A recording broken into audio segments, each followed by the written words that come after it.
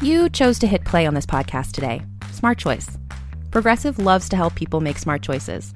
That's why they offer a tool called Auto Quote Explorer that allows you to compare your Progressive car insurance quote with rates from other companies. So you save time on the research and can enjoy savings when you choose the best rate for you. Give it a try after this episode at Progressive.com. Progressive Casualty Insurance Company and Affiliates. Not available in all states or situations. Prices vary based on how you buy. If you've ever shopped online, and let's face it, who hasn't? Chances are you've bought something from a business powered by Shopify. You know that purple Shop Pay button you see at checkout? The one that makes buying so incredibly easy? That's Shopify. And there's a reason so many businesses sell with it, because Shopify makes things easier, and not just for shoppers. They make it easy to start and run your business. Shopify is the commerce platform behind 10% of all e-commerce in the US, from household names like Mattel and Gymshark to brands just getting started. It gives you a leg up from day dot, with hundreds of beautiful ready-to-go templates to express your brand style so you can get up and running fast. You can tackle your important tasks, from inventory to payments to analytics and more, all in one place. You can also spread your brand's word with built-in marketing and email tools built for you to find and keep new customers. And remember that iconic purple Shop Pay button that's used by millions of businesses around the world? It's why Shopify has the best converting checkout on the planet. Your customers already know and love it. If you want to see less carts being abandoned, it's time for you to head over to Shopify. Sign up for your $1 per month trial and start selling today at shopify.com/realm. Go to shopify.com/realm. Shopify.com/realm.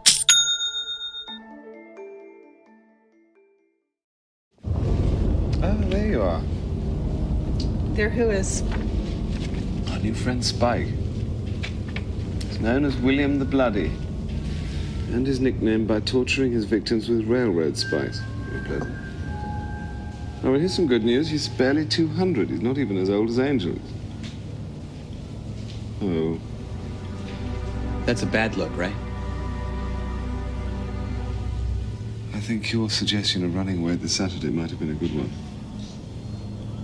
Spike has fought 2 slayers in the last century, and he's killed them both.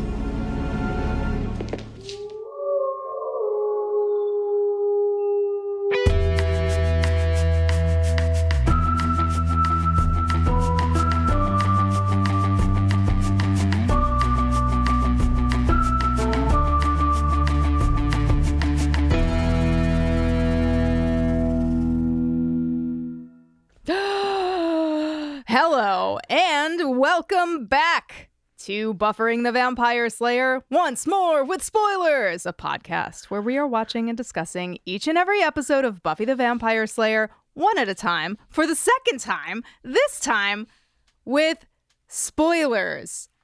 I'm just crazy about a cat. I'm Jenny Owen Youngs. I'm Meat Pie, and today we're discussing Season 2, Episode 3, School Hard. And we're not alone, Jennifer. We're not alone. We have the only person who would ever need to be on this episode of Buffering the Vampire Slayer. Joanna Robinson. It's Sheila herself. No. Sheila, she has a last name too. Does she? Sheila Martini is how she's credited. Her last name is Martini. Her last name is Martini. What's a Sheila bad girl? Martini. Here's why I'm grateful for Sheila. Let's get right into it. Breaking. For Canonically, School one of Hard. the worst characters that has ever existed on Buffy the Vampire Slayer.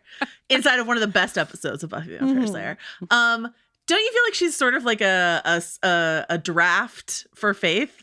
I have it in my what I mean? notes. Yeah. Yep. She's the seedling for Faith. Yeah. Yes. That like they're like I won't hear this Faith slander. No, they're like, here's how not Burst to do it. forth Yeah.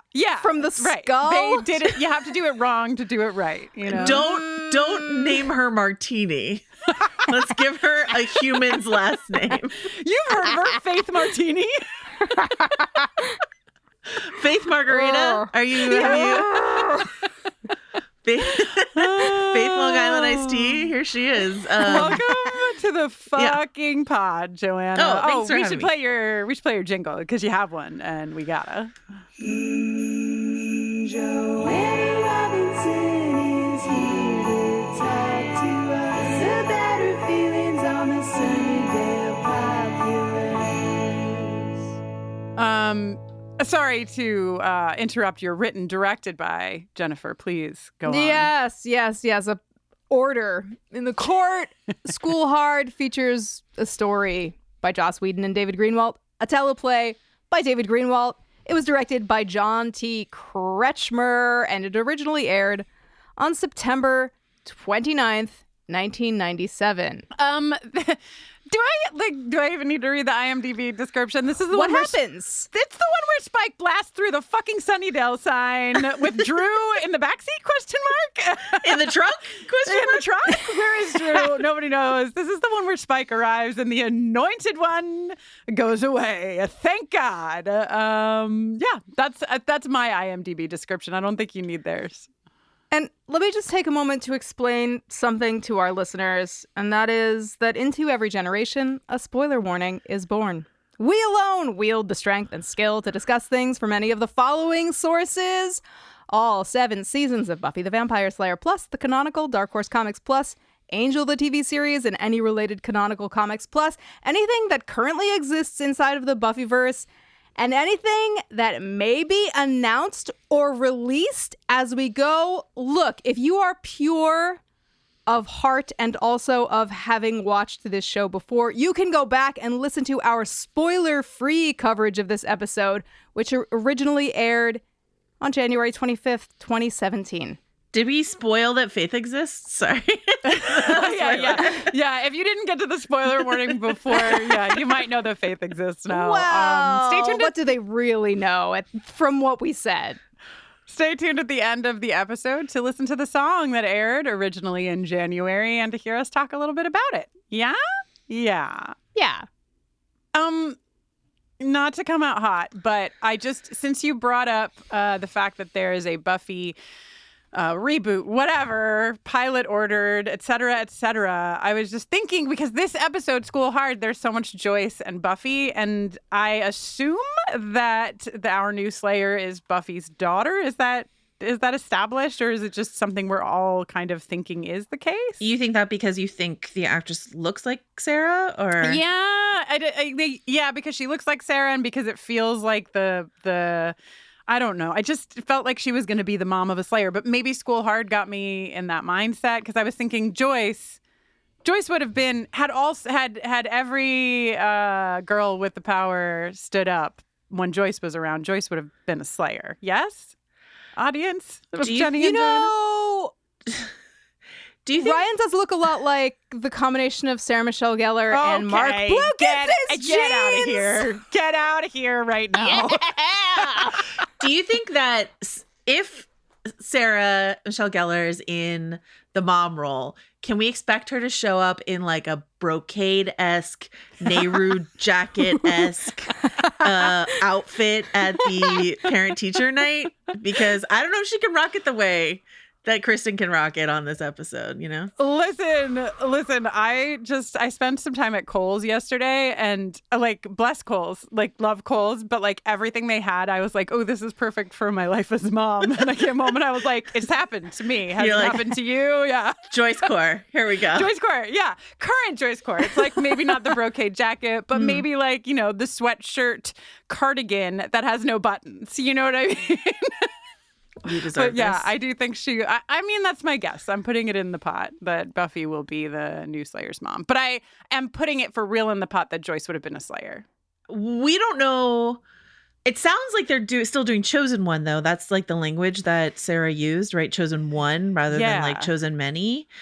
But what does it do if the chosenness is hereditary in some kind? I don't know that I like that. No, I don't like that either. I only like her being her daughter if there are multiple Slayers. Okay. Yeah. It doesn't work together for me. What if she's not Buffy's daughter, but she is Riley and Sam's daughter. Oh my God, Jenny, you're and Riley's like, I know just where to take you. Your Riley agenda is for guidance. For guidance.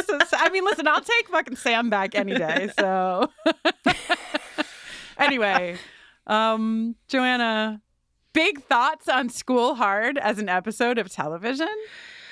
So I told you guys off pod that I'm taking friend of the pod Diana, my good friend, like through some early Buffy experience because she had only seen later seasons of Buffy, and I decided to skip season 1 just because I was like, we can come back to season 1 if we need to. And then we started with season 2 episode 1, and she was like not really feeling it. And then I was like, oh, okay, we'll just skip to School Hard. Let's just stop fucking around.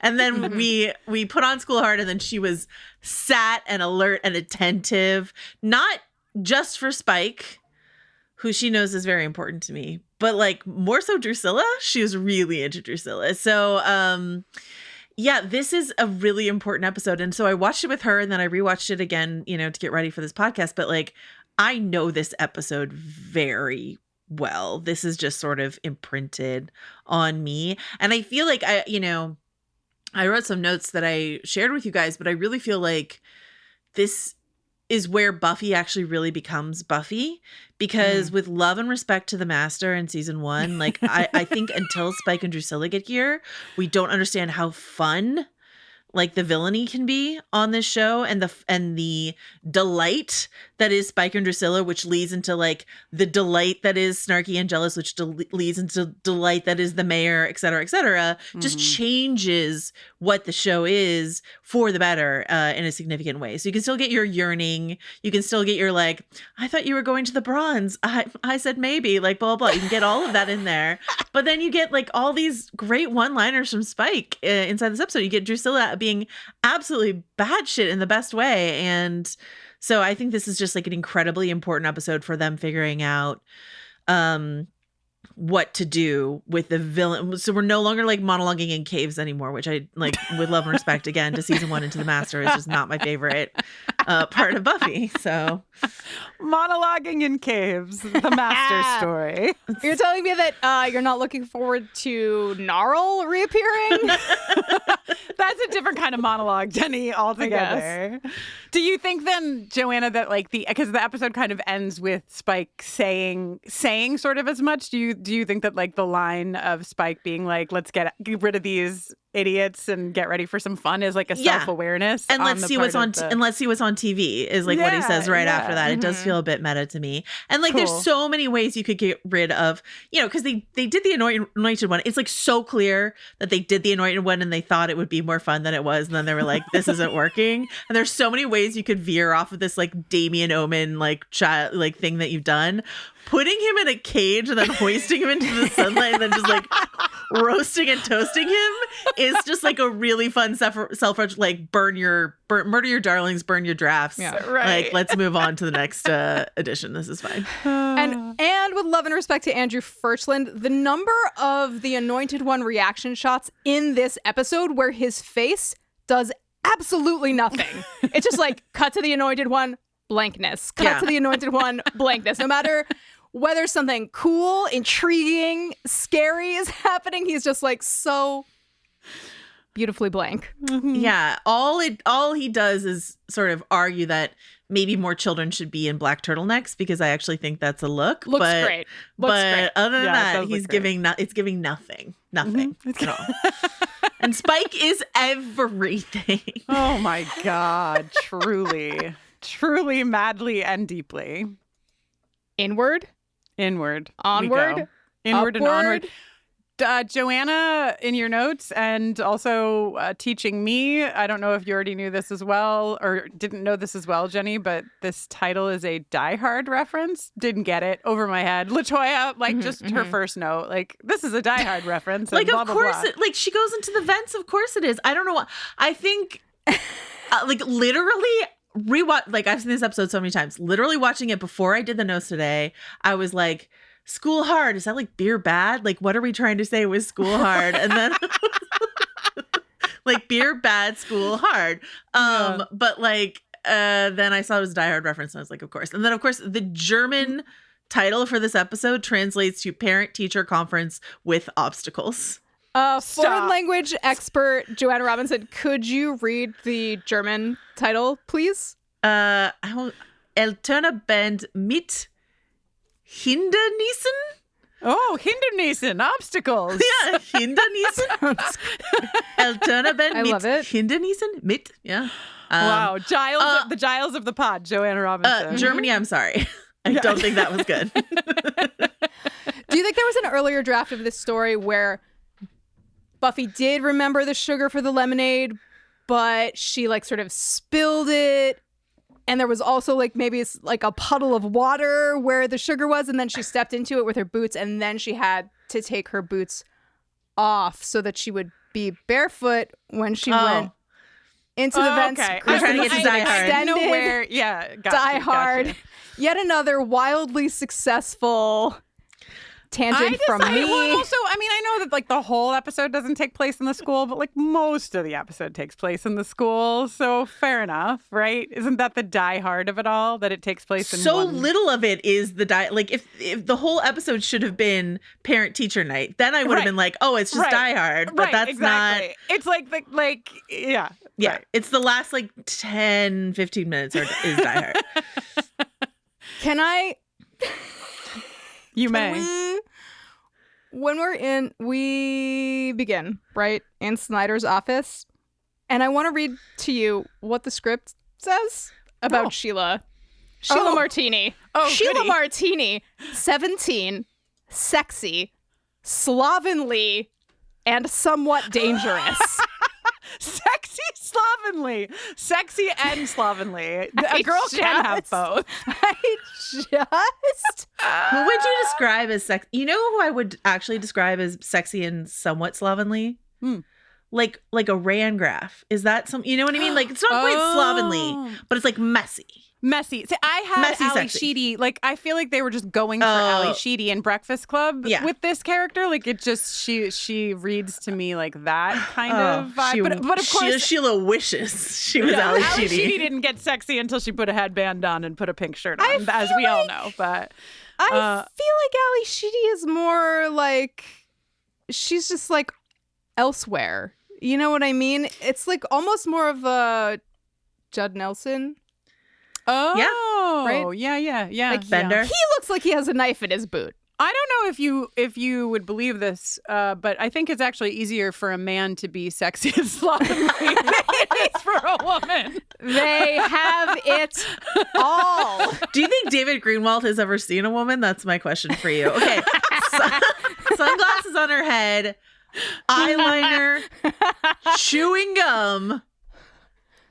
Sounds like a woman to me. Midriff out in the daytime. Great. Do you notice that like her choker is being worn incorrectly in this first sequence? She's wearing it correctly later. I was like, let me pause and look at this necklace. And I was like, this is clearly a choker that's just like loosely dangling. And then later someone cinches it up for her. Maybe someone at the fish someone tank. was like, Sheila, baby. Yeah. Stop being so slovenly. Let me help you be more sexy. Maybe it's the sloppy choker work that is the real slovenly aspect of Sheila here. Two huge feminist strides of this episode. Women can be sexy and slovenly. Yeah. And the worst two students in the school can both be girls. Yes. Wow. Yay. I feel so empowered. That's great. Yeah, Buffy burned down a school and Sheila stabbed her horticulture teacher. I just feel like those are not on the same level. I agree. This is exactly my point. Like that, I feel like if you stab a teacher, maybe you're not actually still in Maybe you're school. just already expelled. Maybe no yeah. amount of banner Yeah. painting and lemonade making can come back from pruning shears. I guess it depends a little bit where you stab them. A little bit. And also, can we circle back to the fact that they have a horticulture, like, is this Hogwarts? They have a horticulture teacher where they prune things? Yeah, they're growing shit. School in California, Joanna. You went to school in California. You didn't have a horticulture class? To be fair, we did have a garden. But like in my Montessori school, not in high school. No gardening in high school. Are you kidding me? Also, as though Sunnydale has time for gardening class. They can barely keep their students alive, you know? Snyder... So, first of all, I accidentally called Snyder Skinner in my first written down notes. I was like, Principal Skinner. And then I was like, ooh, wrong show. Justice for Skinner. Yeah. Snyder just snidering out by pitting the two worst students at the school against each other in a competition to set up parent-teacher night where the worst one is expelled. It's a game. It's a fun game. This is a terrible plan. I mean, we know he's a terrible administrator and educator already, but just from like a very purely practical standpoint, Snyder wants the parents to think highly of him. Why would he put the people he sees as his two worst students in charge of like making them happy and comfortable? I also feel like, and this ebbs and flows based on what the needs are of the week in terms of how involved Sunnydale parents are or are not in the school. But like, isn't parent teacher night usually the province of the PTA, the Parent Teacher Association? And like, don't you feel like, I don't know, Sandra on the PTA is like, you'll take parent teacher night out of my cold, dead hands. What do you mean you're letting the children do the veggie platter? I do the veggie platter. Do you know what I mean? Like, it just doesn't seem right to me that no parent is like, this is my time to shine. How dare you let a child squeeze lemons? Based on my limited 2 years and 5 months experience, I just feel like the more the kids can do, the better. I don't need to shine. You're built different, Jenny, though. They can squeeze the lemon. You're built different. Am I? I also feel like there are 10 parents there tops. How many parents max are at this parent-teacher night? Not many. They Not probably many. know from previous parent-teacher nights that something shitty's going to happen and people are going to die. Maybe they, like me, just don't read their mail. I don't know. What?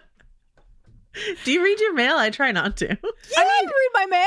You might read your physical mail, but I know for certain you don't read your email. Well, no, that's different, and it's actually stupid, and I don't know what you're talking about. I don't even have an email address or inbox, so don't send anything there. Thank you. Joanna, I was so pleased and delighted to see that you two had noted Meat Pie, the entrance of Meat Pie, as the Tino of Buffy the Vampire Slayer. Even though we see him, I was so disappointed because immediately disqualified because we cut to him. Because we cut to him, but I was like, Tino, and then they showed like this long, blonde-haired surfer Meat Pie. What if Thor was a dirtbag? Yeah. Tino gave Meat Pie a ride because Meat Pie's license is suspended. So Tino's just in the lot, just out of frame. This is your in his CAD. Jenny's like, sexy CAD. I also have watched My So-Called Life. I have Tino lore. That's right. So Meat Pie and Sheila Martini, like a love story for the ages, or what are we? I would watch that film. So The thing is, I want to make fun of whoever came up with Meat Pie and Sheila Martini, be it David Joss, someone else in the room. But those people also came up with Spike and Drusilla, two of my favorite character names of all time. So I can't be too. We're also too angry. having a great time talking about Sheila Martini and Meat Pie. It's true. It doesn't all have to be Shakespeare. Sheila's been smoking since the 5th grade. Fair. That's so I young. believe it. I do not believe that Willow Rosenberg was lookout for her. Never. Ever in her life. Never. Willow could never. You don't think she was like bullied into it? She just like did it because Sheila is scary and told her to, and she was like, okay, you know? Maybe, but she says it like I was lookout for her, and if that happened, it was like a tiny knobby-kneed Willow, like shaking. That wearing fair. a romper, 100%. Yeah, okay, fair. She's wearing black overalls, and they look great. Yeah, she looks awesome. They do. But this is a great episode for overalls. Overalls everywhere. It's overall season in California. I think there was an overalls sale, or they received a lot of At overalls Oshkosh? from a promotional mailing. School The Heart wardrobe brought to you by department? Oshkosh Bagosh. Yeah. Okay, that's exciting. Bagosh. I'm so sorry. Buffy says, "This is what my mom sees when she looks at me," describing Sheila, which I feel like is a fairly valid point. And I feel like Buffy is equated to the Sheila by Snyder and by Joyce until the end of the episode. Buffy's just trying to slay vampires, you guys. Sorry, I'm just thinking about, like, Joyce looks at Buffy and sees Sheila. Well, later, next season, when Faith arrives and Joyce looks at Faith, she glowingly, she loves Faith immediately. Her eyes have been opened by then to the fact that people can contain multitudes. So Jenny. Sheila paved the way for Faith in more ways than one. Listen, she loosened the jar, and that matters. If there's a season 2, I don't even know what season it is actually. It's a Faith moment that has an overlap for me here, which is that this is, I think, the first time that we see like Joyce be saved by Buffy. And I was like, oh, give me this moment sitting next to the moment where Faith has Joyce trapped in their room. She's taken her lipstick and Joyce is like, my daughter is going to get here and save my ass. And then fucking blam, Buffy busts through and does it. Because I just feel like it's beautiful. That's all. This episode means a lot to me in terms of Joyce. Okay, first of all, yeah. Do we believe the wiki that this is the first time Joyce is named, the first episode where Joyce is named?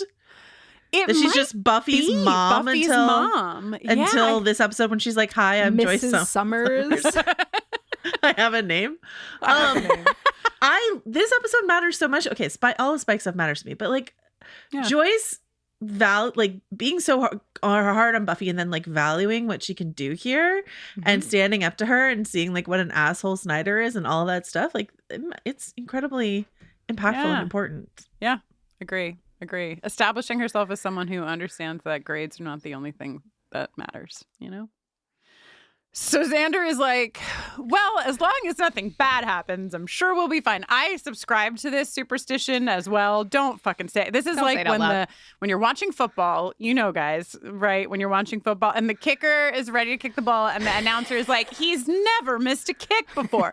Fucking jinx. You fucking jinx. You fucked it for everyone by saying this. So I subscribe. Would you say that's accurate, Joanna, from watching football? Yeah, what's football? As often as you? What is football? Canonically great sports person me. Okay. We know that I hate Xander in general.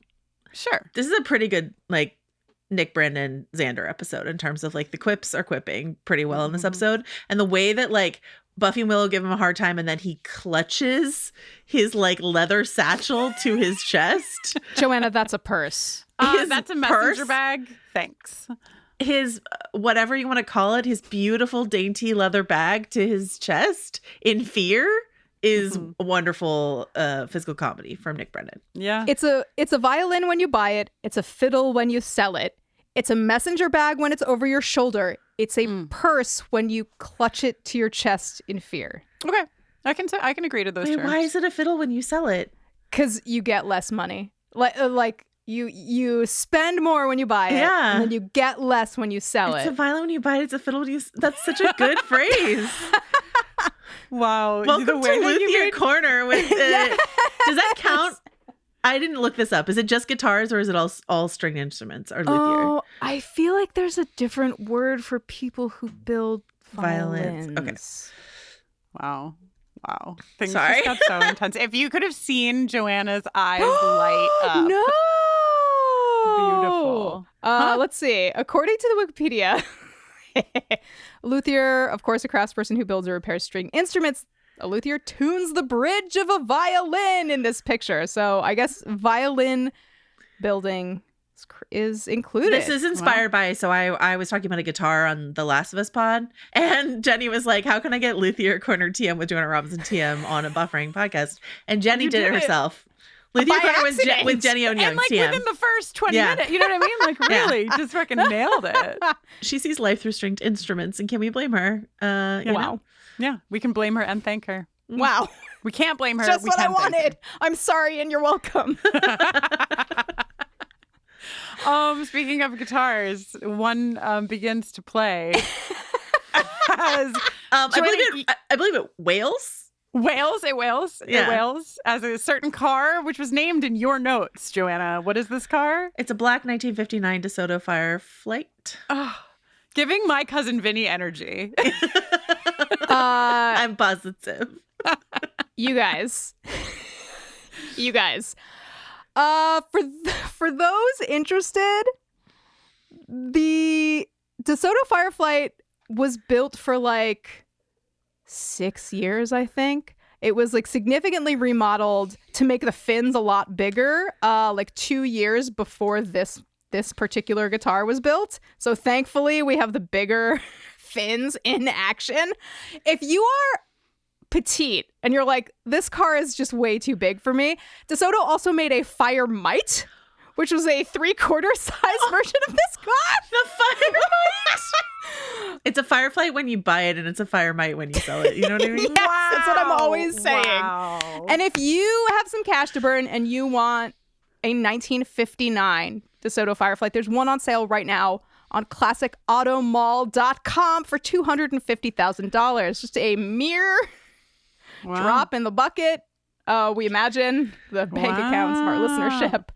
Do you know if it has a split axle or if one tire does nothing? Positive traction? Is that what you're asking about? Yeah. Does it have any positive traction? Positive traction? Okay. As you know, I believe that gender is a spectrum, and I don't believe in the gender binary. But for the sake of what I'm about to say, let's pretend there is a gender binary. I would say there are two genders. There's screechy guitar riff, and there's sad broken music box, which is what plays for Drusilla later. And these are the two genders, and there's no other option. Yeah. I'm just true. kidding. Gender's a In spectrum. defense of the binary, you're right. That applies. I was just gonna say, Spike, not for the last time, absolutely mows down the "Welcome to Sunnydale" sign, which I feel like for a "Welcome to this town" sign is just like very, very, very, very close to a playground. It's just sort of situated in the playground grass. Yeah. It's too we low to feel the like- ground. We need it higher. We need some like Rotary Club. What's the population? You Yeah, know, like, we need it on a road going into town. Right. Not in the town. The sign is never in the town. It's at the line. do you think But you know what? Don't you feel like maybe it's more accurate? Maybe it's more potent to say "Welcome to Sunnydale" when you're actually right in the middle of Sunnydale rather than the city limits. You've gotten the idea of the town now.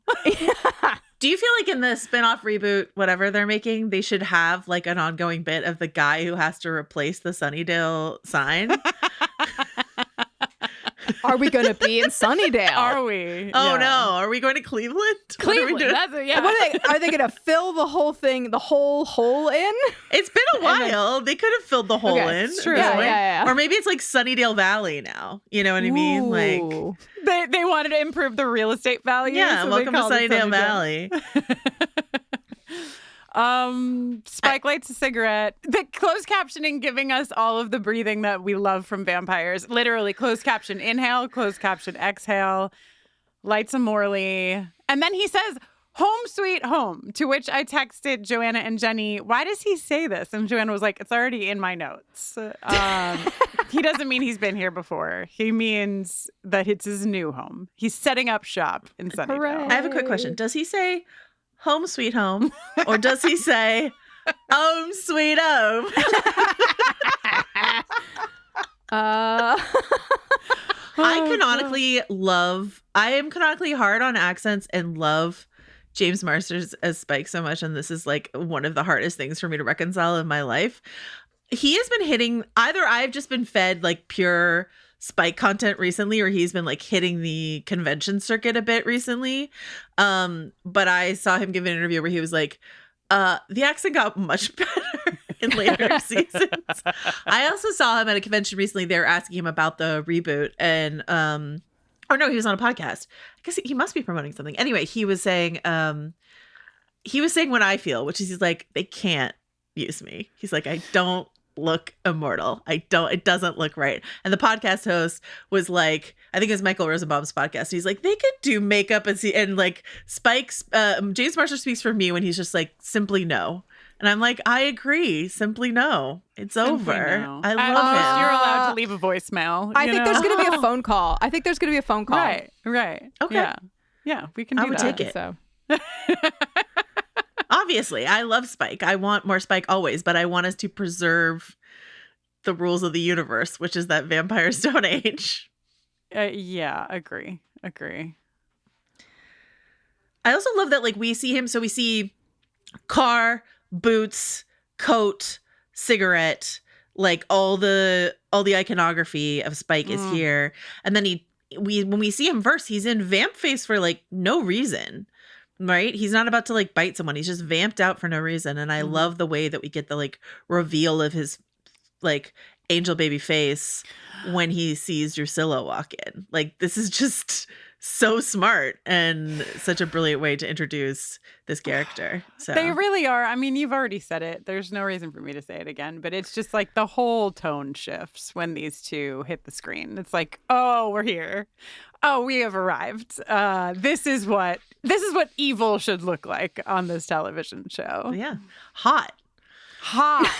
So freaking hot. Polly, you know? Yes. Bring that girl home for dinner. It is truly wild to have like watched the entire show under a microscope and talked about it for an unreasonable number of hours in a public forum. And then to start over again and be like, oh yeah, season 1 is fun. And then to get here and just like, it's like a 2x4 to the face, like how hard they both hit. Like, he hits really hard, but he wouldn't hit as hard without Drusilla. Correct. Like, Yeah. without being in combination with Drusilla. It's just like outrageously good immediately. Yeah, and we've seen so much like going through it a second time, you know, or like probably the 50th time that we've watched it. We've noticed the discrepancies, and I think, you know, even in this episode we see some disconnect between like what we will know Spike to be versus how Spike enters. And certainly when Angel first hits the scene, we were like, who the fuck is this guy? Like, they're figuring out the characters like to some extent, but man, Drusilla from the fucking jump is Drusilla. The fact that her first line is "look at all the people." Like, I've just always said that line. I didn't realize it was the first line she ever spoke. Look at all the people. Like, it's so good. Do you like daisies? I plant them, but they always die. Oh God, beautiful Drusilla.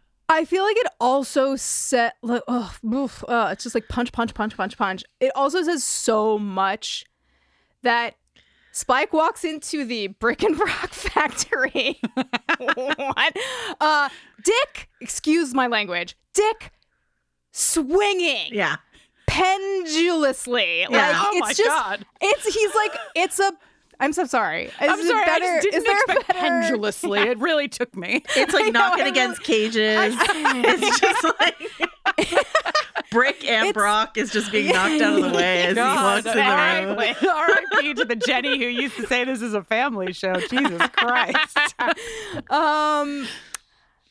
It's just so wild that he comes in like that, and the second that he knows he's behind her, his face just like melts into his human face. And then they proceed to have like the tenderest conversation in front of all these all of these other vampires that he wants to be afraid or on edge or like at least like respectful of him. And he has like absolutely no problem being like, this is my partner. I He's a wife live guy. in service to Yeah. her. He's a wife guy. Exactly. Yeah. Has absolute, and that has like no conflict with him, you know, just like believing himself to be the toughest person in the room. And I love it. But like, I think what's interesting going back through this, you know, there are canon differences that it's like, you know, when he says to Angel, "You are my sire, man," and then we find, you know, we know that that's not strictly the case. Could have been your Yoda, but he wasn't your sire. Like all this other stuff like that. But like thinking about Spike as this sort of like posturing persona that William puts on. So like watching him, Right. yes, pundulously swing his dick in the room, but it's also like Newtown.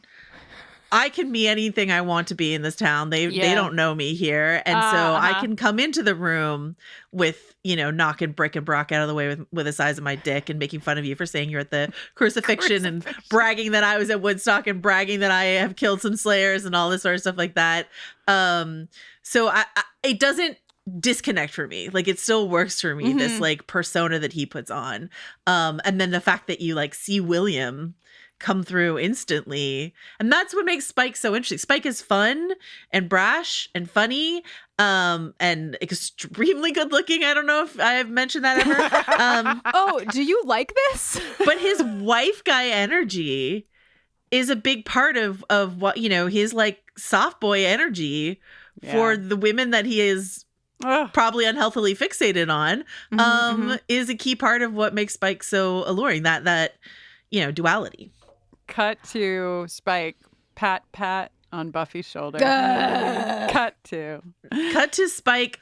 The clip that Instagram keeps feeding me is when Buffy comes down the stairs after she comes back from the dead.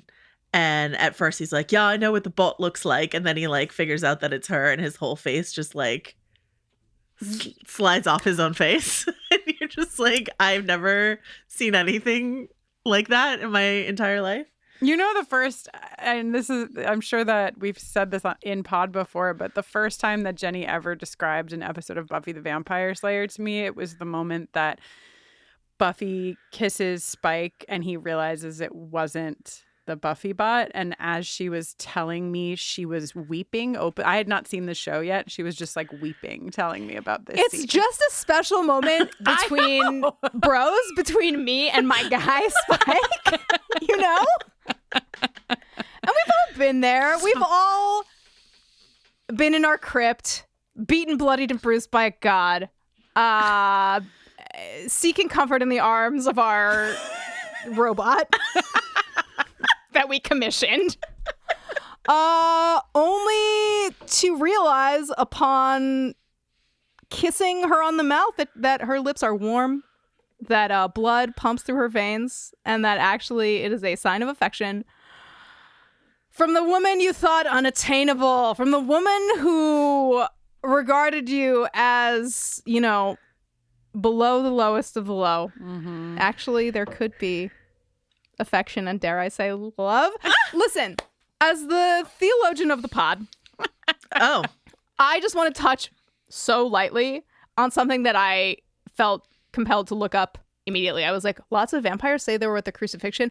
Wasn't the crucifixion a bit of a daytime event? Here's the deal. Here's what I was able to discover. The Bible says that Jesus was placed on the cross at 9 a.m. And you're like, well, that's not vampire time. But then darkness covered the land from noon until Jesus' death at 3 p.m. according to Mark. They got to daywalk because of supernatural darkness. Because of the wow. They're like, remember the day we got to go out? Wow. That's why they love the crucifixion so much. They're like, that day we got to daywalk. Wow, amazing. And then there's like that like Ray Bradbury short story about that kid who gets locked in the closet the one day of the year that like the sun comes out, it stops raining one day out of every 100 years or whatever, and these bullies have locked this kid in the closet and they forget about him, and he misses the day that the sun came out. You don't know what I'm talking about, Jenny? I do. And you know me, I don't remember shit about shit, but I remember that it hurt me. So like imagine you're the vampire who like slept through the crucifixion, and everyone's like, we got to daywalk, man. And he's like, I was sleeping like normal vampires. All summer in a day. All summer in a day. It does take place on Venus, naturally. It's devastating. Genuinely devastating. They just for a lark lock this kid in the closet, and they get so distracted they just forget that the kid's in there, and then the kid misses the one day that the sun comes out. Fuck you, Ray Bradbury. JK, love you. Spike, are we going to keep a Nancy boy count? Because if we are, he gets his first Nancy boy out of the gates here, which I think, this is dick swinging pendulously. Spike is notorious. I'm really sorry that I introduced pendulously into this podcast. I am too. I am. Joanna, doesn't it sound a little like passive? at least. I feel like it should be more I mean, it has to be limp. aggressive. To Well, you be- have to start it in order for it to swing pendulously. Oh, You have it's to like like a get it. motor? You have to like Like get you- it going, and then it can swing. in which two lesbians and their friend try to suss out. Oh my God. If we ever all have a podcast together, like proper, it's just going to be called Two Lesbians and Their Friend. Their friend. I feel like honestly, if I'm being really real with you, and that's what I prefer to be, I think balls probably swing more pendulously than dicks do. So yeah. you know. Great. And yeah. Perfect. Well, I'm pleased with these images I have in my I was mind. thinking more of like a sort of like a baseball bat, Yeah, like That would swinging be for more the like fences. swinging mightily, not really swinging for the pendulum. fences. for the fences. Yeah. Okay. Well, I'm glad we sorted this all out. This is probably the most pressing issue of my day. Anyway, And now it's laid to relatedly, rest. what I mean to say about Nancy Boy is that Spike is notoriously super gay for Angel and vice versa, and also super externally homophobic. You know, the lady doth protest too much is all I mean. She to doth. say. She doth. Always doth. Drew's manicure, iconic. Iconic. And I remember talking to, we should probably link in the show notes to our interview with both James Marsters and then our other interview with Juliet Landau. Juliet Landau talked about the difference in French manicures and what it meant, right? That a dark base with a white tip is evil and a light base with a dark tip is not. Is that what she said? I don't remember. I'll go back and check the notes, but you can listen to the interview and find out the actual truth. There you go. Yeah. It's like a photo neg. Yeah, it's really, really good. And yeah, slices the iconic manicure across the iconic cheekbones, Ugh. licks off a strip of blood, and then they Ugh. give us this is in the trailers after, right? The like turn to camera, the forehead touching turn to camera shot. Why In is the- it so emblazoned on my heart if it's not in not trailer, in the In opening the credits. Yeah. Yeah. I don't think It isn't. I don't think it I is. don't I think it it's is. just I think, it's yeah. on your brainstem because of what it Wow. is. Wow. Okay. It's so really good. It's so good. They are just so hot. Also, fucking, who has sharper nails than Drusilla? You know, just right through his cheek, and later, it's just a swipe Kendra. of one fingernail for Kendra. Would you rather stab someone with a trowel, pruning shears, or Drusilla's manicured hands? Oh, I thought you were going to say like my own manicured hand, but I definitely choose that I get to hold Drusilla's arm and wield it like a Yeah. weapon. Ah, okay, great. Yeah. I simply wouldn't stab anyone. Okay. All right, Jenny. Well, Mallory rubining it out up there. All right, Jenny. I just want to highlight that we're about 6 minutes into the episode and 47 minutes into the pod. This is going to be fine. But we've talked about so much of it. I had a panic about this when I was making the notes, but like the end is just a lot of punching, and that's just really Yeah. blah, yada, yada, yada, punch, 2x4 axe, you know? Okay. So whatever. Spike is going to kill the Slayer. He's killed 2 already. He's a bad guy, and he's going to get this shit done for the Anointed One and blah, blah, blah. I'll chop her into messes is a really good line. I just wanted to say that before we really- moved on to It really Joyce is. just slathering guilt on As Buffy. is, kill her for princess. I'm a princess. She's See- fucking iconic. Kristin was like, pull the sound clip for this, but wouldn't you rather Yeah. have Joanna and also yourself? Yeah, we've Recreating it. really, I think we've done Drusilla justice here today. Yeah, you get the idea. But we can play her jingle. Drusilla, you fill my heart with dread, and still I'm led right back to you. All right. Joyce doesn't read the mail, but did finally pick up on the parent-teacher night and is going to go, oh no, Buffy's like, I'm fucked.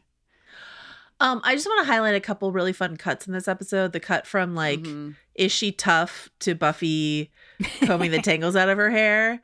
And then later, like, what is it? Like, what's his name? And then it's like a cut to Spike or something like that. Like, oh yeah. Like, I don't know. I'll remember when we get to it. There's another cut where it's like a really fun, like, Yeah. you know, what kind of Spike, what kind of name is that or something like that. I don't know. We're making banners, gorgeous banners, to be fair. The way they're painting these letters, I'm very impressed with their arts and crafts skills. And this is another pair of overalls. And Joanna, I think you're right. You noted that these are the overalls of sadness, and I believe that they are. I think they are. Please confirm for us, but these look exactly like the overalls that Buffy will. They're long and strap. You know what I mean? Long and strap, and we can't really see it in this app, but probably long and leg, probably dragging on that pavement. Yeah, long for and when wide and she's leg. sad and leaving town. We're gonna like multiple new locations that we need to add to our working Sunnydale map in this episode. The fish tank. The fish tank. Fish tank. Where they have raids and other stuff that could make you tardy. God, I it's looked at right it because next to the pump. I wasn't sure because, you know, like there's a couple characters who are in bars in later seasons, you know, and so I was like, is this a bar, a non-bronze bar that we've seen with another character? But this is the fish tank's only episode. Mm-hmm. Perhaps the 3 teens who were murdered outside of it was enough to, though the bronze really weathered a lot of mass murdering. So I don't know. I bet this is the bar that probably Faith went to. They just didn't ever show us there, you know? She went to the fish tank. Yeah. Like when she and Buffy were like feuding and she couldn't go to the bronze anymore. Yeah. Like when she needed another like, place where to am I dance supposed to go do my with dance? other women. She went to the fish tank. Yeah. Okay, so St. Vigus, right, is a whole thing. What is it? The vampires become most powerful on the Feast of St. Vigus. It's not Do real. we think that Saint Vigus was a Christian saint who was then vampirized, or a saint in some kind of vampire like religion, or a guy whose name was Saint who became a vampire, or I guess probably the most realistic thing is that it's like a snarky kind of like, I am a demon, I'm gonna start calling myself a saint as like a, Or a recording artist, you know, wanted to have like a good title, St. Vigus, St. Vincent, you know. Do you think St. Vincent got St. Vincent from St. Vigus? St. Vigus. Okay. That does Also, seem like... Can we decide on if it's like, is it Vigius or is it Vigus? Why are we saying it every different way in this episode? Nobody knows. Are there other, I feel like in season 1, were there other things that were like like the night of Saint something? Is this the first saint-based vampiric holiday? It might be the first saint-based, but Okay. I do have in my notes, like, I feel like the first season and part of the season, it's just very heavy on, like, feasts of something. Mm-hmm. Yeah. You know? There's always, like, some crazy holiday or reason that the thing is happening. Yeah. So Giles is, like, riding Buffy pretty fucking hard, which I don't love. Joyce is later, too. Like, I just feel like... both Giles and Joyce have an equal tendency to not treat Buffy, A, from Giles's perspective, like the Slayer, that she's a teen girl carrying the weight of the world, and B, just like your teen daughter who's like sitting on the bed talking to you, Mom. I don't like how hard they are on her. Just 2 people in desperate need of some cursed chocolate and a joint and some cop car hood sex. I also just think it's unfair for Joyce to be like, we had to leave town because of you. And I'm like, I'm not sure you did, Joyce. I feel like you chose to leave town, which is fine, but that's your active choice as an adult. Yes. You weren't ridden out of town on a rail because of what Buffy did. She got expelled. There are other schools in Los Angeles. What are we even doing here? So, like, you know, if she's like, go ahead. Even if that's what Joyce feels on the inside, like as the parent of this kid, like Don't that's put it just on your not kid. something you put on your kid. It's not. So yeah, points docked. Wow, they would just put people on a rail and run them out of town Yeah. on their shoulders. I learned this from Oh Brother, Where Art Thou? I thought it was like just a fun euphemism much like tarred and feathered. And then I learned that they actually like did all of these things, would tar and feather people and would just like put them on a rail and run them out of town. Wow. Yeah. I know that we don't love Sheila, but I do love that Sheila says about Snyder, guy's a serious rodent. Just give her a couple points for that line. I also love, here's the thing about, and as you know, this is my favorite show that has ever existed. And when I was a teen, I just like ate it up and I was like, yum, yum, yum. This is what teenagehood is. But as an adult, thinking about these like adults writing this teen lingo, when Willow's like, oh, the fish tank, it's this rank bar. And then later I found out that like in the description in the episode, it just says the fish tank, a rank bar, a rank dive, just horrible mind. And I was like, oh, this week David learned the word rank and just decided like, I know the hip lingo that teens use. Oh, he was like sporadically. She also, Buffy, so we're at the banner painting scene. Buffy has a slash, like a fetching little slash of red paint on her cheekbone. And this is a thinly veiled excuse for me to talk about one of my friend Diana's like biggest pet peeves, which is like when someone gets one fetching slash. I mean, I guess Spike gets one in this episode. One fetching slash of a wound on the cheekbone, or like one smudge of dirt on the cheekbone, like that this is the wound that is like just actually makes you look better and hotter. You know, oh no, I was in this crash and I have a cut right here that really contours my face. You know what I mean? I got punched in the face and the blood is just making my lips shimmer. Ruby red. I have to make an announcement and a related comment. Tangentially related. Wow. And relevant to something that I have ranted about to both of you on various occasions. As you both know, I have recently become a very devoted Survivor watcher. And in fact, I just won. You won? I won trophy. my fantasy tribe this season. What does it say? What does it say on the placard? It says Soul Survivor, Outwit, Outplay, Outlast. Hell yes.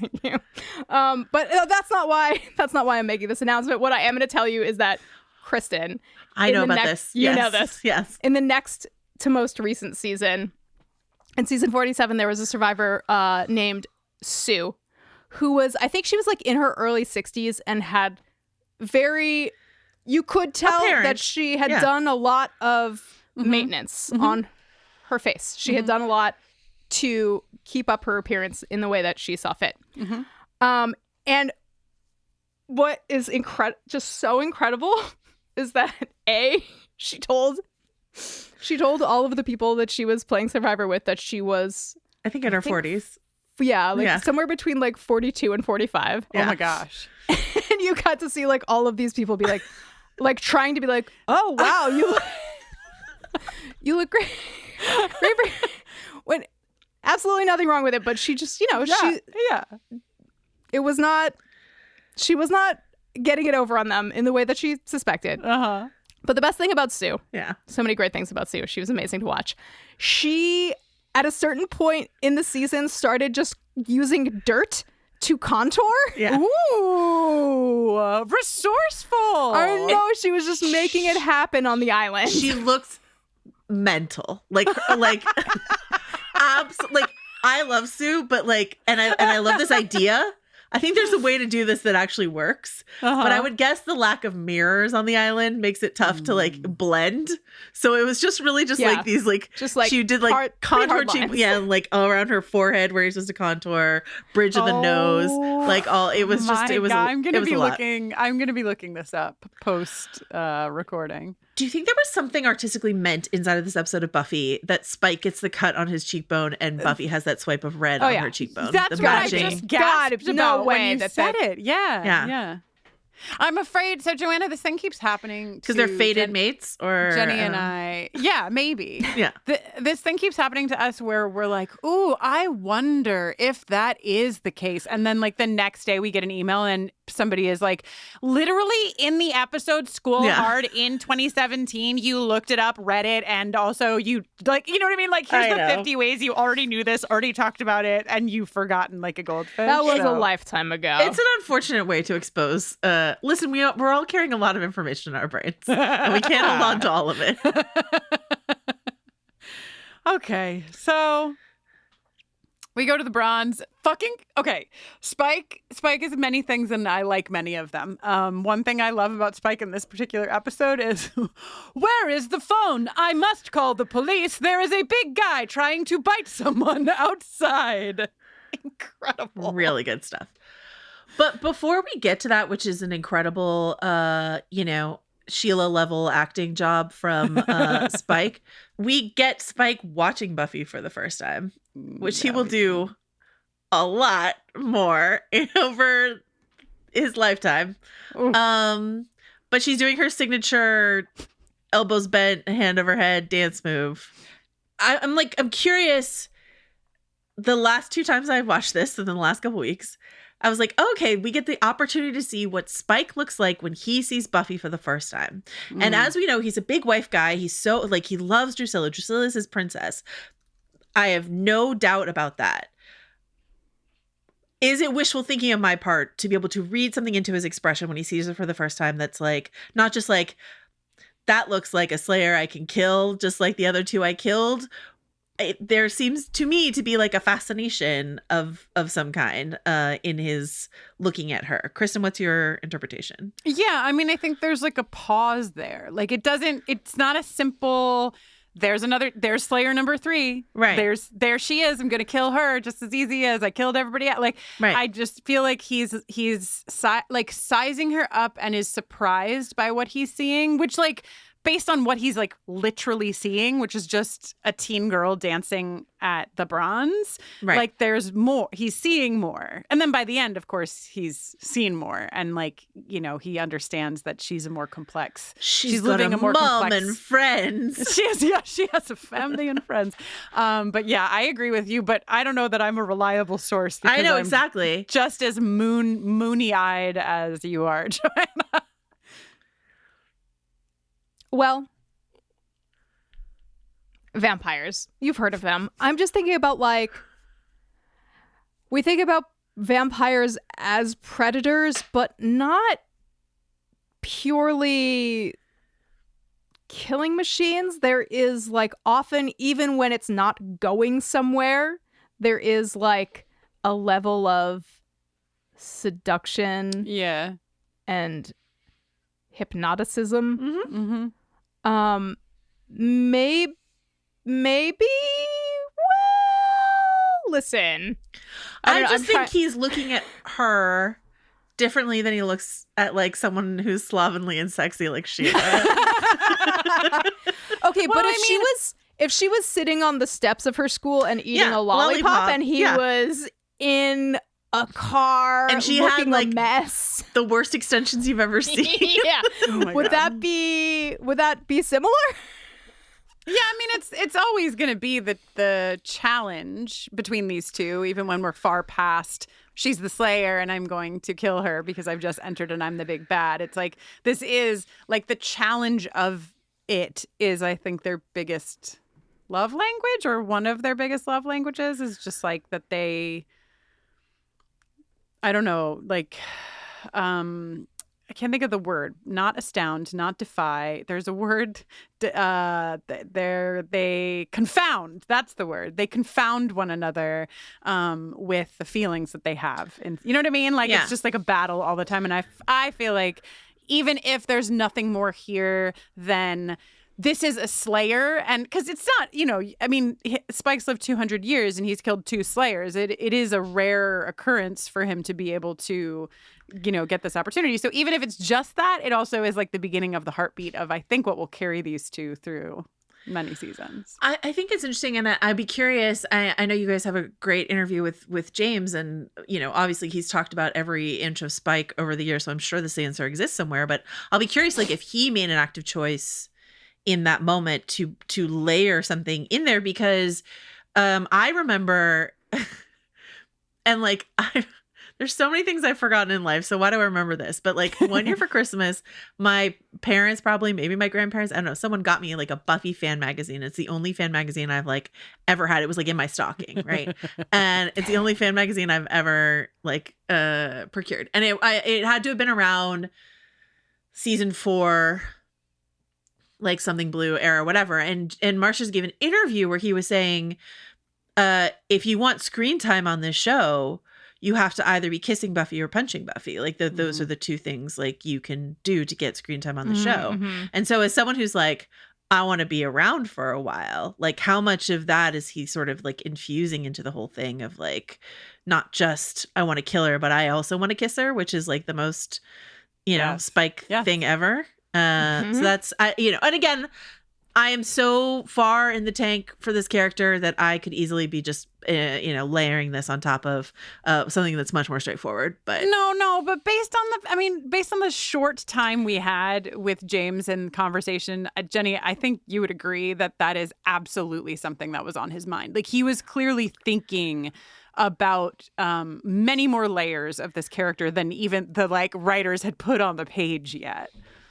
And like thinking about how to stay on the show too. Yeah, like how to become like an integral, like it would hurt to lose this part of the show, which he really nails out of the gate. He did. Like there's something calculated about it, but I don't mean that negatively. Like he is just sort of like, how do I make myself, like integral to the plot, integral to the story that they're telling, and he does that. I also love when he was like, he's so attached to this character. Like I remember when he talked about how they like replaced his trench coat in a later season, and he was like, we have to go run it over with a car. Like they made it too shiny and new, and he's like, we have to beat it back up. This is not who Spike is. Like, anyway, Spike looks at Buffy. Bottom line. IMDb description of School Hard. Spike looks at Buffy. Really, that's it. Spike looks at Buffy, and while he does, a band called Nickel plays, and this is not for me. But, however... What if it had been Nickelback? What if it had been Nickel Creek?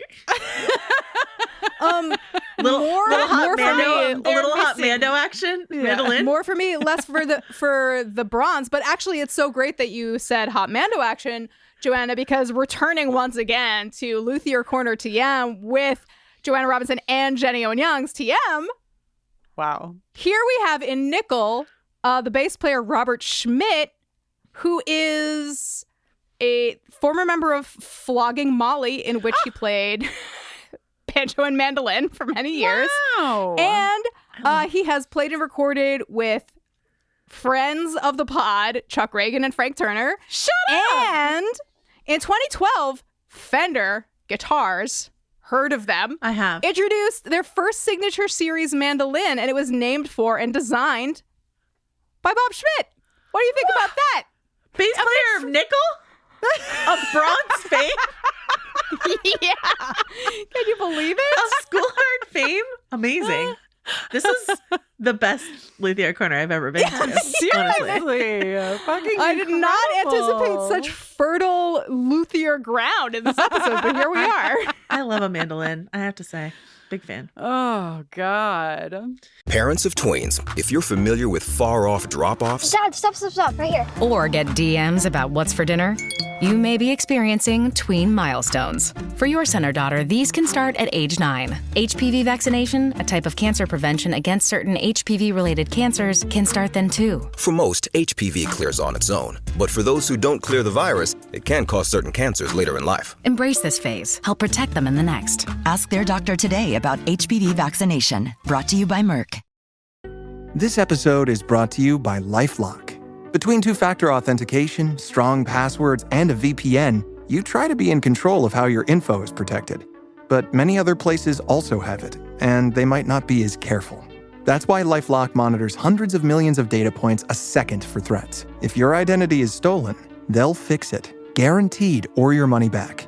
Save up to 40% your first year. Visit lifelock.com/podcast for 40% off. Terms apply. Kristin. Jenny. Did you know that we wrote a book and it is now widely available to the public? Jenny, did you know that the New York Times reviewed our little book? And not only that, but the New York Times described me as an Italian triple fire sign, which may be my favorite thing that's ever happened. I think they were actually quoting you saying that about yourself. But let's not split hairs. In case you missed it, Jenny and I wrote a book. We podcasted through 7 seasons of Buffy for the first time from 2016 to 2022. And during that time, we moved through a lot of shit, including miscarriage and divorce, a wild presidential election that you may have heard of, and so much more. We get more personal in the book itself about what was going on behind the scenes, but you don't have to take our word for it. Listen to these pull quotes from the back cover. Like a dagger to the heart, a spellbinding read. Tegan Quinn. At turns inspiring, hilarious, and devastating in the best way. Joanna Robinson. A heartfelt story of how one couple's mutual obsession allowed them to remain in each other's lives. This tender, funny, and totally charming tale of love, divorce, and podcasting is as much an ode to queer community as it is to a certain vampire slayer. Gabrielle Korn. Wow. Also, the New York Times said a lot of things, but personally, my actual favorite is that they called it a fizzy memoir. I was like, fizzy as a descriptor? We love to see it. Fizzing. We're fizzing. You can learn all about our book kind of anywhere you get books. It should be noted that the book is available in physical form, hardcover. It's very beautiful, and it has a center of color photos from our personal lives. But also the audiobook is really special, has new recordings from Jenny, and we read the audiobook. Of course we do. They're both very, very wonderful ways of taking in our story, should you wish to hear it. In the modern era, why choose? Read it with your eyes and listen to it with your ears at the same time. I dare you. Slayers, every one of us, available now wherever you get your books. I want to give Xander a lot of credit in this episode. I also want to say Xander pulling out a tampon and being like, ew, gross, is classique Xander, is it not? Yeah. Counterpoint. First of all, the first thing that he pulls out is a yo-yo. Buffy's red butterfly yo-yo from last episode, giving us the side view and confirming definitively it was indeed a butterfly and not the sort of standard disc shape. When he pulls the tampon out, we could be like, I feel like probably the most popular interpretation of that is that he's being like, ew, gross. Ugh. But there was something about watching it. Maybe it's like because I saw him clutching his bag earlier, or maybe because he's having such a good episode, that made me feel like he was like, this is something I associate with like the unknown feminine, like ground I have yet to explore.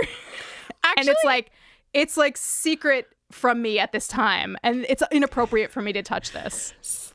I thought what you were going to say, because I thought you were going to say, I could see myself doing this, and not because it's a tampon, but because like, I feel like none of my business. Somebody else's bag. Yeah, somebody else's tampon. It's somebody else's, like, that's private, and I wasn't maybe supposed to see it or touch it or whatever. I think all of that is true, and that also Xander Harris, as we know him, is like, ew, gross, icky, ew, tampon.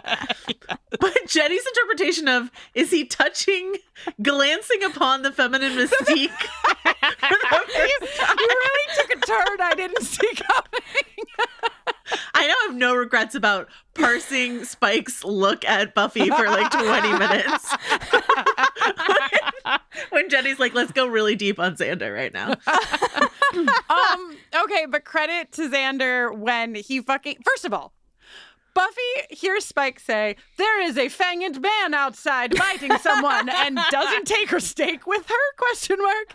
Second of all, credit to Xander. It's a great throw. He throws her the steak, and he does a good job. He's doing a good job in this episode overall. And then...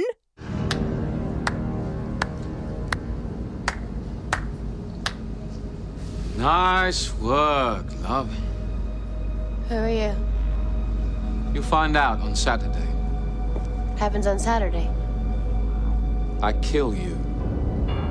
He's already done so much in being introduced to us so perfectly. Is this the best way Buffy ever meets anyone? Yes. Nice work, love. No, I mean, except for when the big textbook hits her in the head in the college bookstore. Yeah. And that's also really laden with sort of harbingers of eroticism to come. Concussive. Major head trauma. Listen, many great romances have begun with concussion. Do they get together in While You Were Sleeping? Is he concussed? He's just in a coma. Just. Okay, let's go to the fucking fish tank where Del and Dwayne have been picked up by Sheila. How do you know both of their names without knowing which one is which? I get that. Even if one of them was like, I'm Del and this is Dwayne. Yeah. But like, right? Think about me. We're Del and Dwayne. I would leave thinking that maybe their names were Del and Dwayne, or maybe their names were Matt and Silvio, and I would never know. You know what I mean? Like, I want to apologize to Alexander Johns, who plays Sheila, because is her acting great? I don't think so, Alexandra, and I hope you're doing well. But she's also has to say the line, I'm crazy about a cat, and that's not her fault. That is also, she's like a really not prolific, like she's like done a lot of documentary work. She's a producer and crushing it. She's crushing totally crushing it. Found her lane. Love that for her. Yeah. Crazy about a cat is not it. It's not it. And it's not her fault, but it's not it. No. But I was like, when I looked her up on IMDb and it was like her last credit was producer on Frida, the 2024's Frida, I was like, oh, I'm sorry. And then I went back through her catalog and was like, damn, she's done a lot of cool shit. Anyhow. She's got this lopsided Joey Potter smile that becomes her whole personality when she is happy.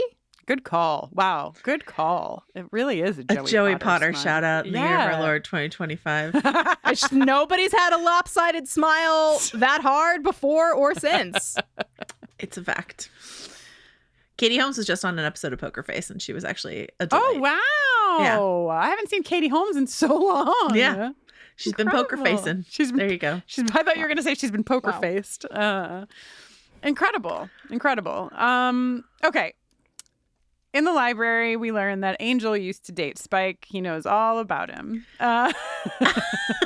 Yes, he swishes in silently to dish on his ex-boyfriend and also be clueless about signals from girls. And here is what they have to say about it as a group. Well, he can't be any worse than any other creature you faced. He's worse.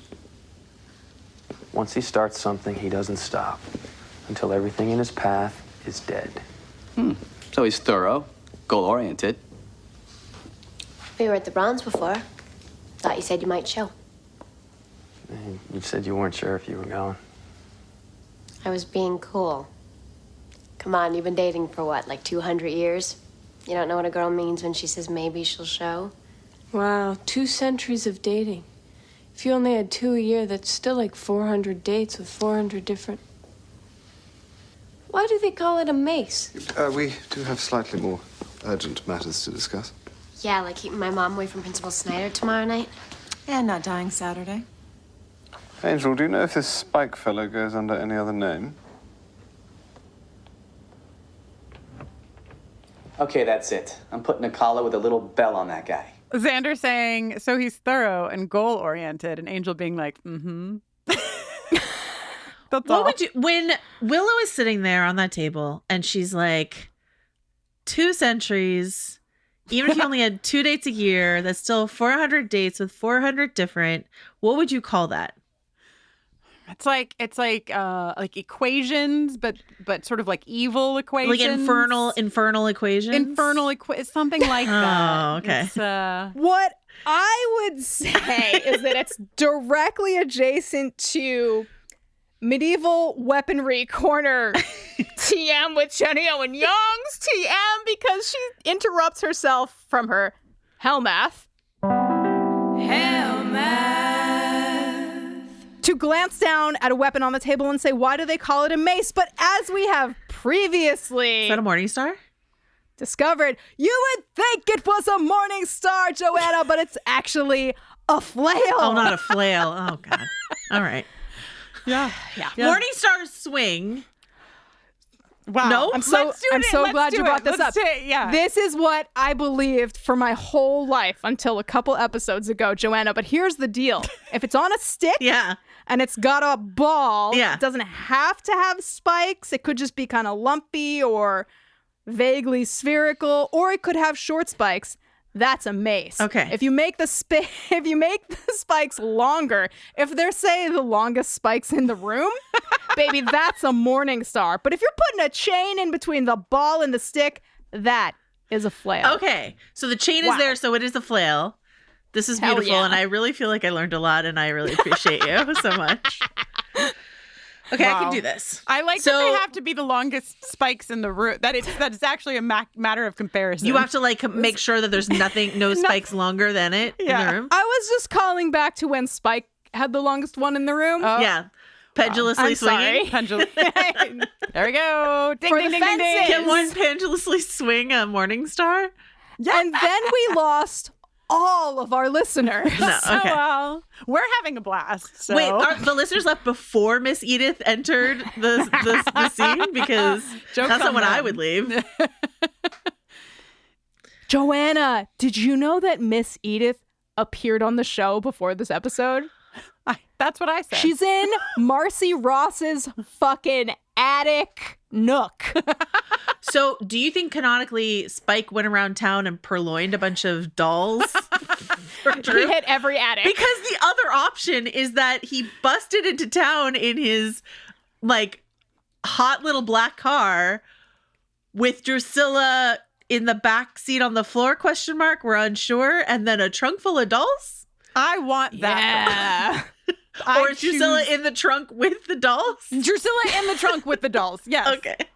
I mean, this bedroom got set up fast at the Brick and Brock. They have a beautiful, on the bedside table, there's this gorgeous glass container with blood in it that has two little goblets right there. It's just beautiful. Oh, like a decanter? A decanter. They decanted their blood? Yes. They know how to live, you know. Gotta aerate it. They're gonna have some decanted blood, a threesome. Turns out not to be a threesome, but that's because Spike has other business to attend to. Yeah, who's stealing the canopy bed? Where did the canopy? Where do we get the drape for the canopy? It's canonically this episode takes place over 3 days, so they had 3 days, 2 days to set up that bedroom. Insert that. Nothing but the best for Princess. You know what I mean? Insert that 24 beeping timer. Yeah. Doop, doop. They set up the bedroom. Okay. Yeah. Miss Edith. No cakes today for speaking out of turn. I've not put a lot of thought into Miss Edith, but I just started really wondering, is this Drusilla's? You know how in therapy they'll give a kid a doll and be like, tell us about what the doll is feeling. Is Miss Edith an extension of Drusilla before she was turned? That she felt like she was getting in trouble for speaking out of turn because she was struggling before she even turned into a vampire. So I'm just wondering if there's any psychological stuff happening there with Drew and Miss Edith. Or is it What We Do in the Shadows? And Miss Edith is the haunted doll version of Drusilla. Oh, God. Doll Nadia forever. Love doll Nadia. Okay, listen, here's the deal. Spike puts Drusilla on the bed and then he climbs on top of her. And as he does so, he swish flicks the leather duster out of the way dramatically. Oh, yeah. Once again, I believe that James Marsters, in his attempt to stay on the show for as long as possible, practiced all of this shit at home. Yeah. He was like, can I take the duster home and practice all the ways in which I can make it look so cool? Yeah. Yeah. And he climbs on top of her. And then he tells us, no matter what Marsters is doing, they already had a plan for them to be around for a while because he lays out this whole in a few weeks, we're going to have... the stars will align, and there's going to be an event. And fuck St. Vigius, we're supposed to be stronger than ever. When the stars align over the Hellmouth, it's like when the moon hits your eye. It's big. It's like a big pizza pie. Yeah. When the stars align over Hellmouth, yeah. that's amore. That's amore. Yeah, the little known pizza prophecy. Yeah. Speaking of prophecy and visions and stuff and this show and this episode of this show and us three talking about it right now. I just want you to know that while other things were happening, I just like did a little Reddit creeping and discovered someone theorizing that the reason Drusilla slices Spike's cheek where she does is because she's had a precognitive vision of Buffy with the reds having the paint on her face. I love Does anybody it. like that? I love I like it. it. I I love like it. Poetry. I would argue that this is also the episode where Cordelia becomes part of the Scooby Gang. Like, making steaks in the library on parent-teacher night? Absolutely. She's whittling fucking steaks. She got snacking roped on in. shit she shouldn't be snacking on. She's part of the crew. I love a bell pepper. Here's my A green question about. Do you like a green one? I mean, it's the least good of all three, but I will take a green one. Sort of like apples. No, the Hey, green apple is we're the best of all not- the apples. Let's not We're go not there. here to fight about apples. But let's talk about this. Buffy, it's a great sight gag, but she's chopping a cucumber in a completely unhinged and terrible way. Okay? Like, this is the no sugar lemonade of cucumber chopping. It's So very bad. uneven. They're thick Susan says and impractical. thick and crooked and uneven and thin and just very bad. Just like, why would you? It's funny. It's a funny sight gag, though. The crudité platter, despite what is apparently terrible chopping skills from Buffy, looks pretty nice. Xander and Cordelia go straight for the bell pep. I don't blame them. I love a bell pepper. Me. When she goes back and she's like, it looks like they're about to put them back. And here's what I have to say. They got your grubby hands on it and way too close to your mouth. It's over for those bell peppers. Those are going in your mouth or in the trash. Don't Those are eat the options. crudité prepared by teens. Sorry, teens. Don't do it. It's a good life lesson. Also, I know that we have to, talk about this episode, but Joanna, you referenced a Kardashian cucumber cutting in your notes, and I had never seen it, and I need to make sure that everyone sees it because it rocked my world. The way that Kendall Jenner Yes. slices a cucumber. Kendall Jenner slicing a cucumber. I'm linking it in the fucking show notes because you have to watch it. I truly, if you are like me and have been living under a small rock, you need to please go watch. It's incredible. Jumping off of cucumbers and going to lemonade, just a thought that I had, because Buffy makes the lemonade and she doesn't put sugar in it. And I feel like the saying, when life gives you lemons, do you know what I'm saying? Like, you can't actually make the lemonade if it doesn't also give you sugar. So I just found a hole in the... No. You bring the sugar. Life hands you lemons. You bring the positive output, which is the sugar. Oh, you and are that's the what sugar. makes you are the sugar. Well, You are the your outlook on the life brings you. Your tax bill comes. That's lemons. But you're like, you know what? This is great because my money is definitely going to go towards things that I care about. That's the society. sugar. Yeah, that's the sugar, and then you get lemonade. Okay, great. Okay, thank you. Okay, let's all pretend that we're teenagers. I mean, let's all be the teenagers that we are. What are three teens like us doing in a place like this? One of us says, I made lemonade from scratch.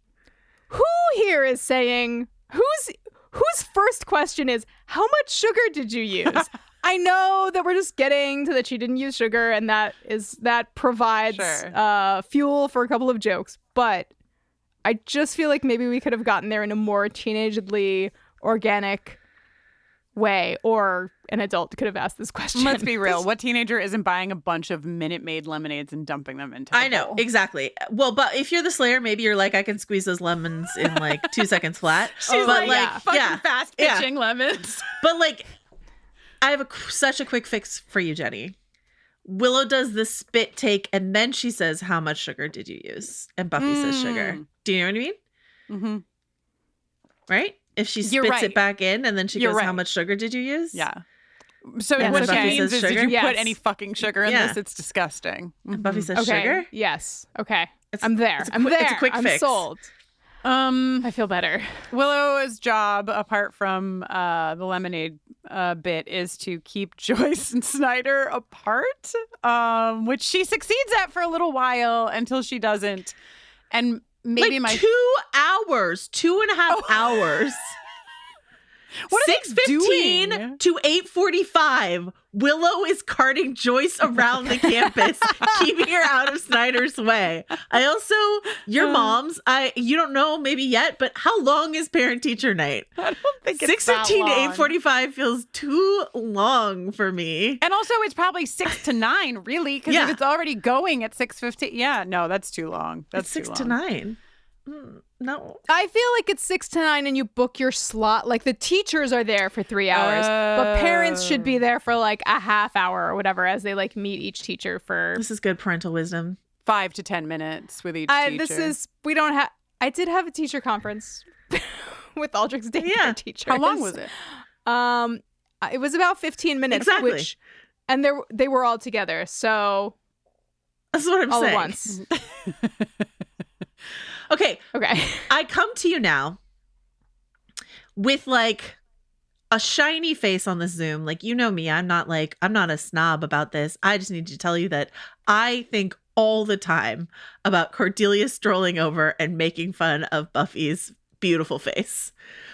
Sarah Michelle Gellar, one of the most beautiful women to ever have existed. And Cordelia's like, are we just skipping foundation entirely now? And then Buffy says, like water and oil. And Cordelia says, yeah, and I can see the oil. One of my favorite Cordelia lines of all time. And then when she sees Joyce, her appreciation for Joyce, now that is a woman who knows how to moisturize. The 1, 2, 3 of Cordelia's skincare comments, simply irresistible. Epic. Which is a Sarah Michelle Gellar movie. Okay. Giles finds Spike in the vampire dictionary, and it says Spike, see William the Bloody. We learn that he earned his name by torturing his victims with railroad spikes. Sure. Yeah. William the Bloody Awful Poet? No? Yeah. It's like, did Spike write that?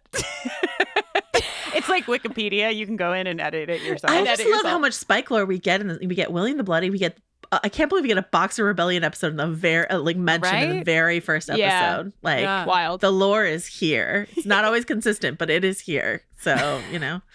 Giles says he's barely 200. He's not even as old as Angel. He's just a babe.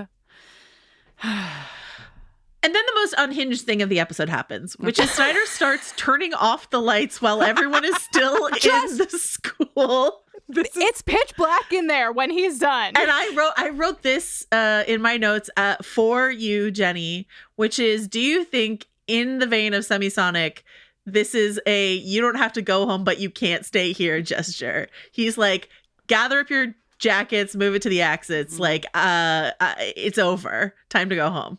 That is very like within the scope of Snyder's character and believability that he would do that. But it's just like the only reason they do is so there's plausible deniability later when Joyce is like, vampires exist.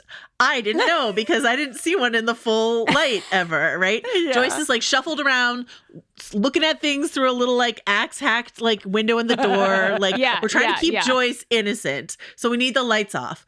But I don't get it because like minutes later they have cut the power. So why don't we just have the vampires cut the power rather than Snyder walking around just like flicking lamps off? Like maybe they just wanted the like glintiness of the moonlight on the glass when Spike crashes through, you know?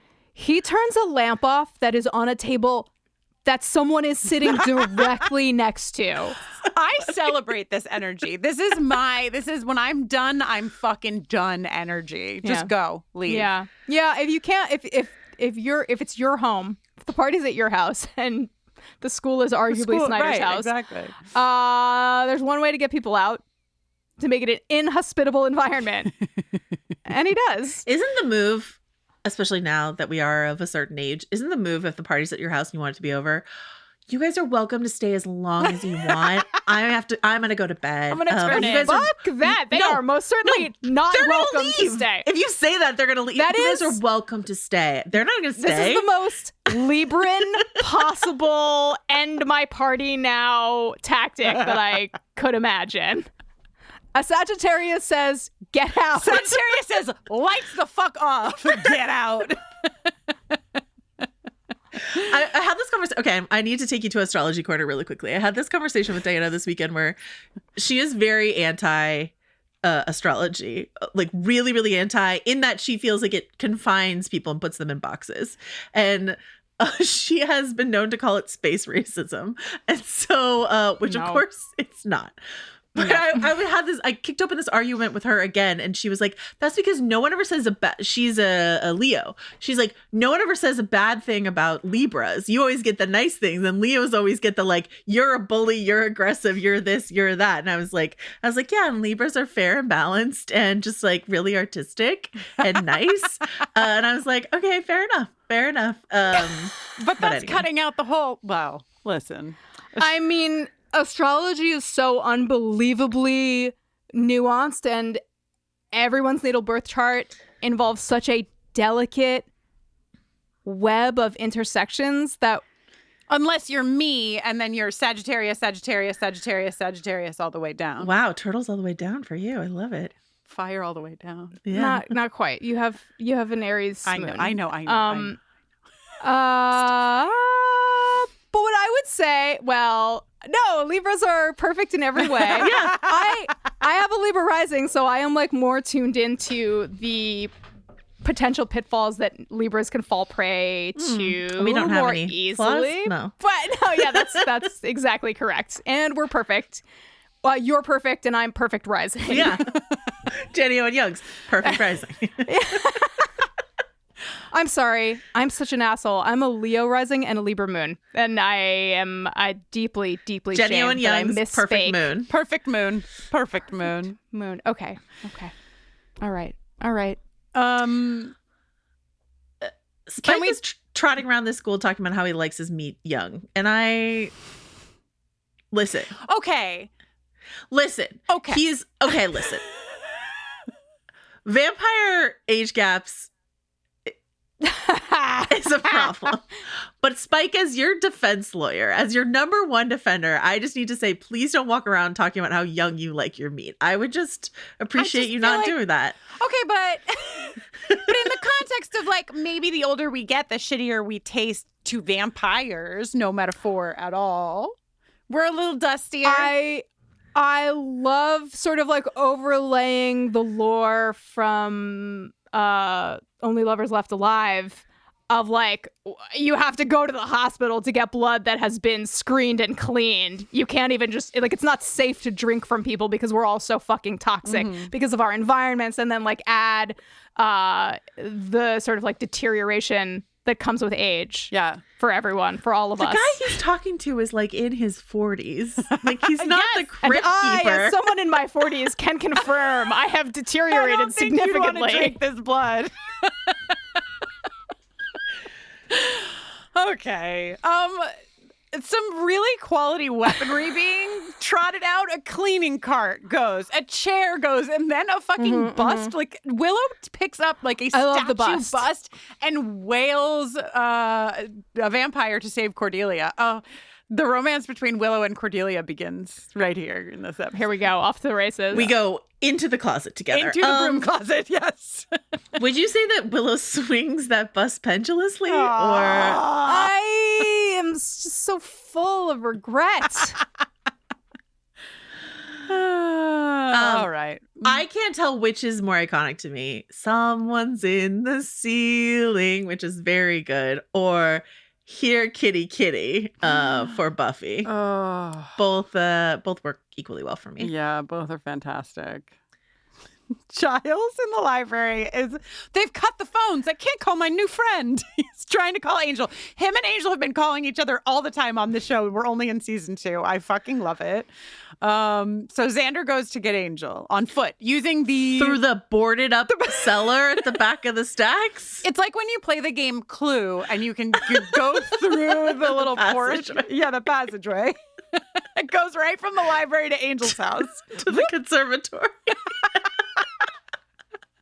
The boarded up cellar. We canonically, there's an entrance and exit at the back of the library. Like vampires are forever appearing. Yeah. Like we know there's an exit there. So if the idea is the vampires are guarding all the exits around the school, so you can't go out a normal exit, but don't worry, there's a secret boarded up cellar at the back of the stacks, and you can go out through there, Xander. Yeah. So, sure. So vampires, we learned in this episode that Snyder is in on it. How much is Snyder in on it? We are not totally clear. Like I'm genuinely asking, does he know that Buffy is... like he's fairly in on it. He's like... I don't know what he knows about Buffy. That's my... but, yeah, like he knows about vampires and the Hellmouth, and like we will learn that he's going to get deep in with the mayor and all that shit. But like, does he know about Buffy, or does he just hate Buffy on principle? I don't think he knows about Buffy. Okay. Yet. Yeah. How about Buffy won't let Giles go with her to fight because she knows that if she dies, he will make sure that Joyce gets out. Within earshot of Jenny. No, in a fatherly way. In a I love my Slayer kind of way. There's another moment too where he's like trying to unbarricade the door, and Jenny is like, Giles, and he's like, I am her watcher. I'm Yeah. responsible for her. Dad. Yes. Joanna. Jenny. When a man loses his nerve and busts out of a window, he's like, I'm not waiting for help. I'm getting the fuck out of here. And he is halfway through the window when a predator outside the window grabs him and his legs begin to shake. Were you by any chance thinking something like, shoot her! Shoot her! Were you thinking that at all? I really should have been. Here's what I was thinking. Maybe Slayer's strength is hereditary because it took those guys so long to bend those like blades of the window back, and then Joyce is just sort of like boom, boom, bop, close the window. That's what I'm saying. And Joyce on the Slayer. On the scale of like one, Joyce is giving such like men energy in that scene. And then Spike later will be like, women, am I right? I mean, Snyder's line of, I say this is not happening and what I say goes is just about as, men as you can get for Joyce. No, my favorite is I told him not to go out that window. That's the best Snyder moment of the episode. I told him to stay within that window. Oh, God. I was thinking about Jenny in terms of like sci-fi movie classics. I was thinking about Aliens when Joyce says, "You get the hell away from my daughter," right? Get away from her, you bitch. Bitch. I have always thought that Christine Sutherland had like a Sigourney Weaver-esque. She does quality to her face. Definitely, like the curly hair and the features. I can totally see it, 100%. Oh, I love that. Yeah, give her a cat and a spaceship. Give her a cat and one of those suits. Yeah.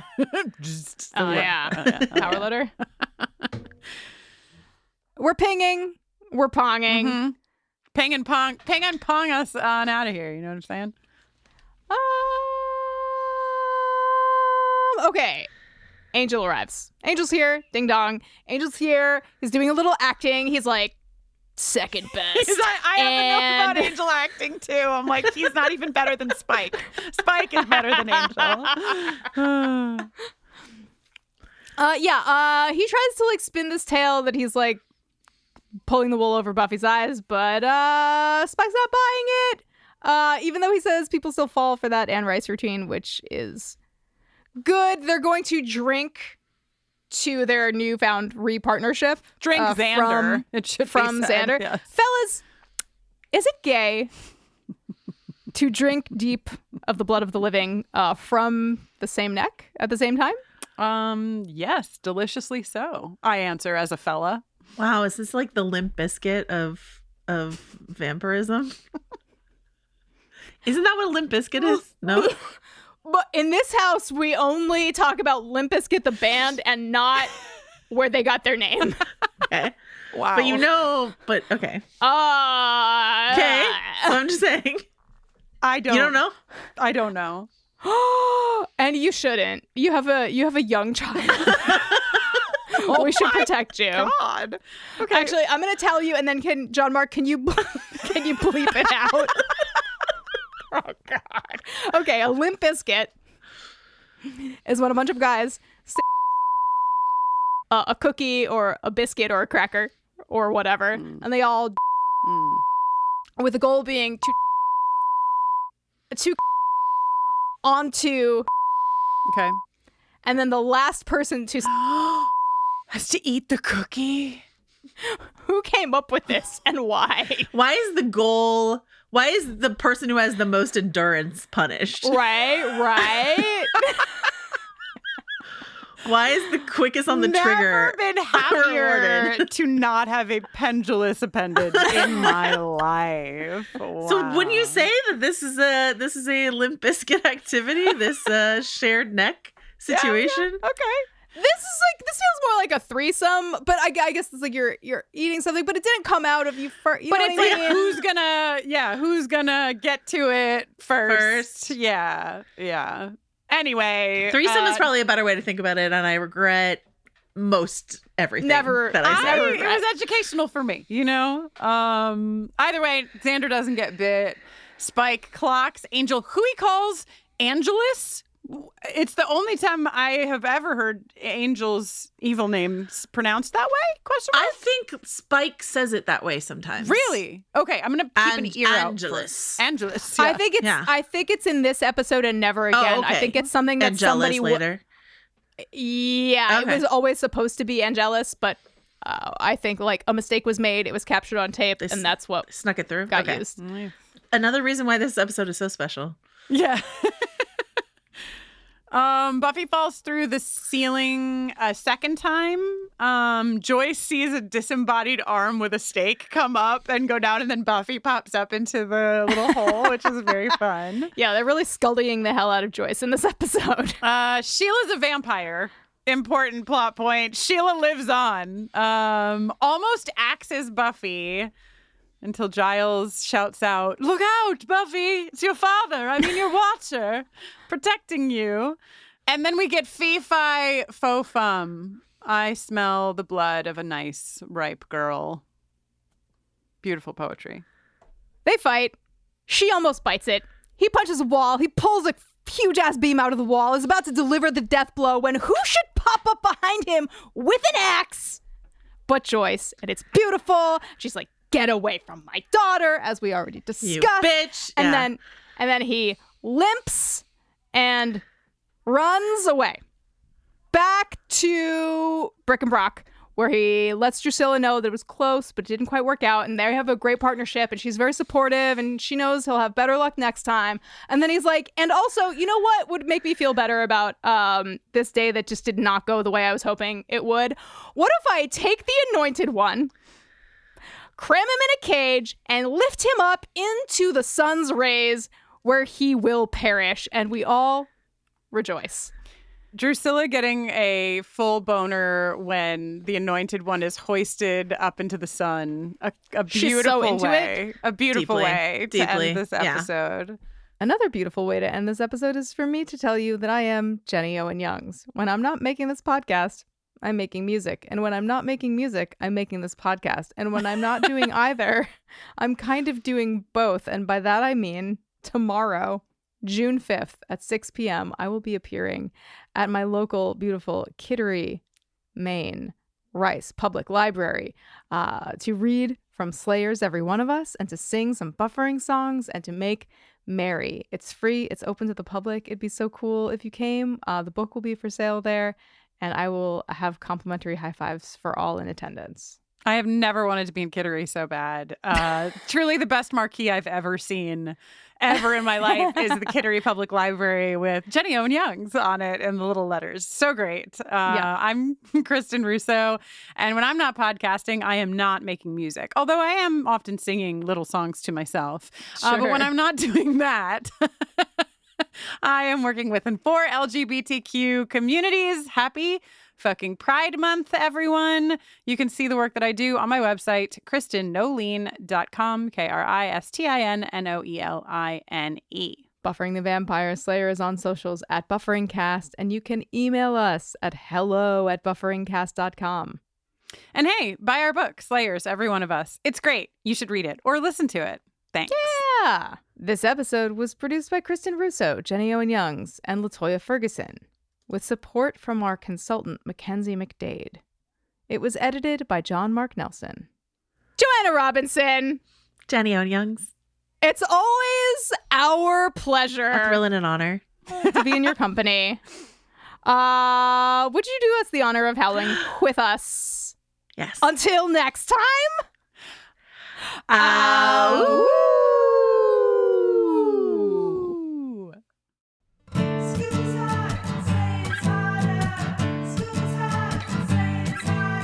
Time for parent-teacher night, and I'm in charge of every bite. I wasn't looking for a fight, but a fight came looking for me. Sheila stabbed a teacher, and she's supposed to help me plan, but I'm pretty sure she won't. Oh man, Snyder's got it in for me. Snyder's got it in for me. You gotta be kidding me, I can't believe I have to hostess. But Spike just got to town and now he's talking up some St. Midges. It's making school hard. School's hard, slaying's harder. Hell yeah, I'm making starter. School's hard, slaying's harder. Hell yeah, I'm a mother's daughter. Machetes are my favorite way to chop up fancy crudité. Also made some lemonade and the recipe destroyed. Spike came busting through the glass, grabbed a 2x4 all like Hulk smash. But my mom knows how to wield an axe, so you better run, boy. Yeah, you better run, boy.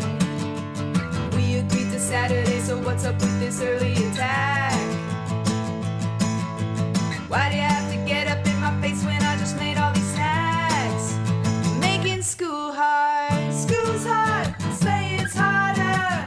Hell yeah, I'm a making starter. School's hard, slaying's harder.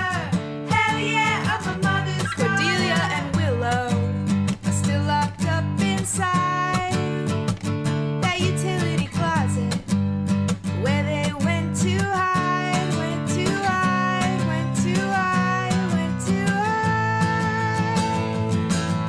Tonight gave me lots to process, like Spike and Angel are old friends, but at least the anointed one is dead. Hooray, hooray, hooray. That kid was really the worst. All right. All right. All right. This is a classic, I think. I think this is Oh. one of the buffering classics, personally. Really?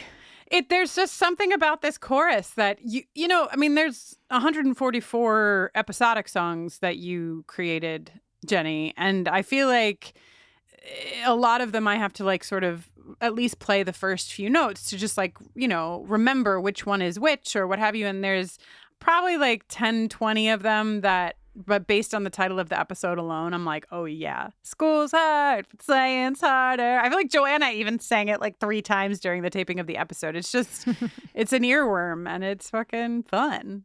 So glad you feel that way. How This do is you feel? I feel great. This is definitely a Juliana Hatfield become what you are. Hey babe era. First two. When J it Hat comes records. around, when it comes Exactly. around. And like Yeah. the vocal treatment of the little choir, the super verbed out choir. I didn't remember the sort of like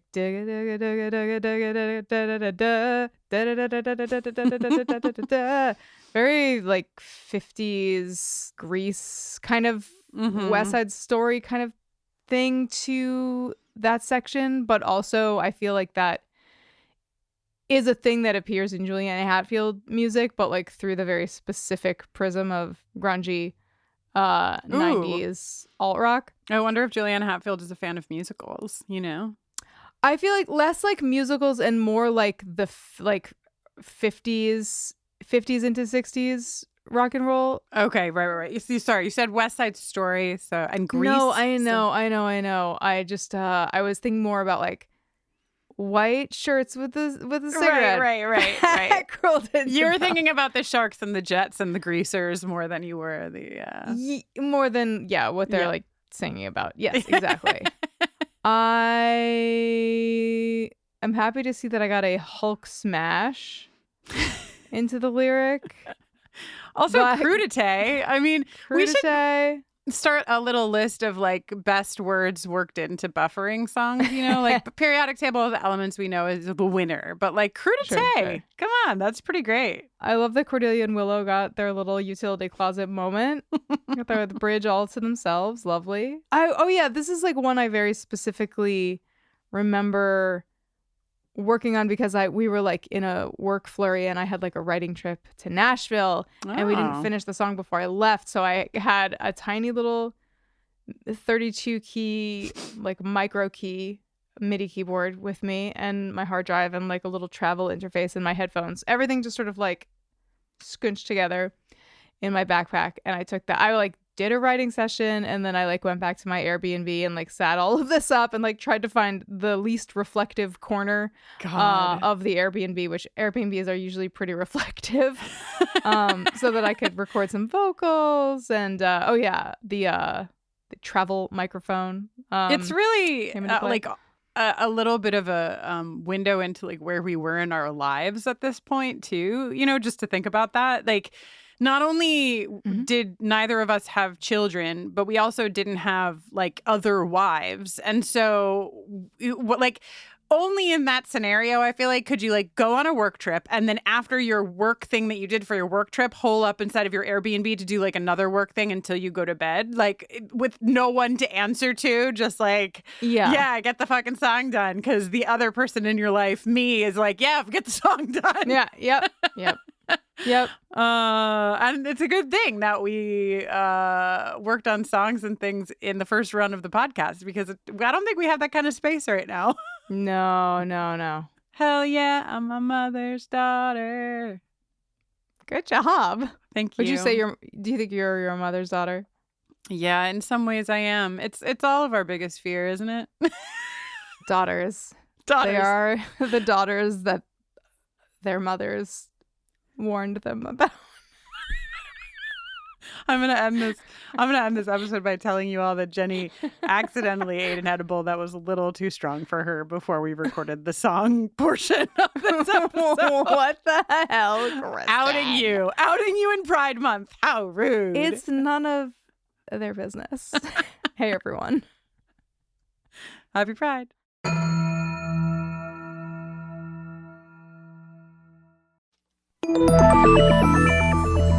Can you actually change your personality if you want to? How does peer pressure work, and why is it so powerful? Should you ever really trust your gut when you make a big decision? These are just a few of the topics we've recently covered on my podcast, Something You Should Know. I'm the host, Mike Carruthers, and each episode of Something You Should Know covers multiple topics that are likely relevant to you. You'll discover things you can use in your life today, right now, like how to have a great conversation, how to be more courageous, the anatomy of the perfect apology, and much, much more. To date, there are over 1,000 episodes of Something You Should Know, and we've gotten over 4,000 mostly 5-star reviews. I invite you to check out Something You Should Know. Look for the bright yellow light bulb on the blue background. Something You Should Know, wherever you listen to podcasts. Welcome to the ultimate social deduction game, Blood on the Clock Tower. The evil team must stalk the streets at night, hunting down members of the good team one by one.